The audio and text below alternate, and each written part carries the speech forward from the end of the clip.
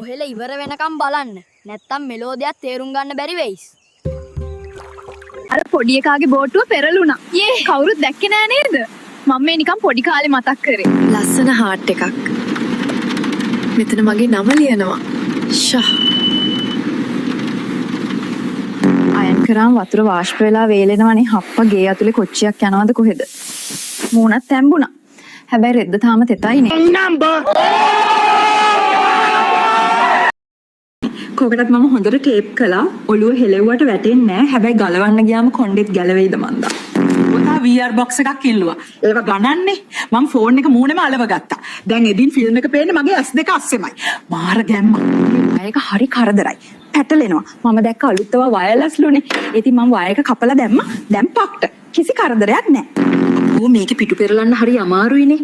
ඇඟිල්ල ලිස්සන්නේ. කෙල ටිකක් ගෑවම තමයි ටක් ගාලා යන්නේ. ආන්න ගියා.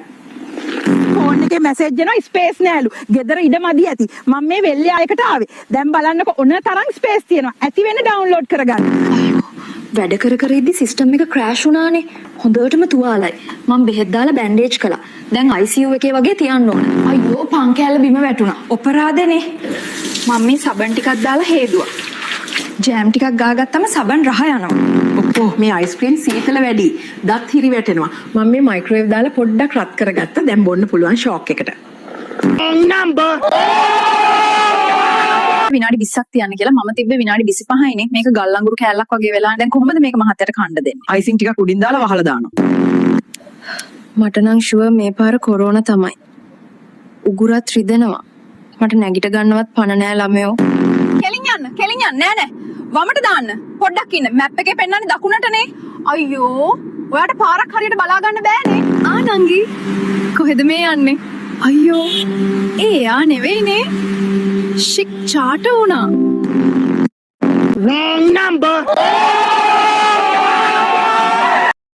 ඉක්මනට එන්නකෝ.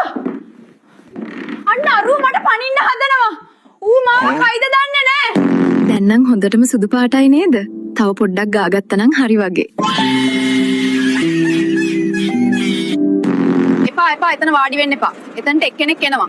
දැන් නගිනවා කිව්වා හෝල්ට් එකෙන්. එයා එනකම් බෑග් එක ගන්න බෑ. ඔයා අර පස්සට යන්නකෝ එතන ඉඩ තියෙන්නේ. පොඩ්ඩක් ඉන්න. අන්න හරි. එතන ලයිට් එක හොඳයි. මගේ ඩබල් චින් එක පේන්නේ නැහැ නේද? ඔහොම ඉන්න. අම්මා තාත්තා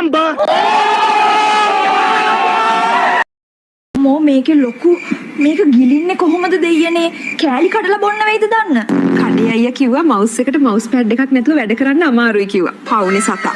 මම මේ පුංචි මෙට්ටයක් මහලා දුන්නා. දැන් සැපට හොඳී.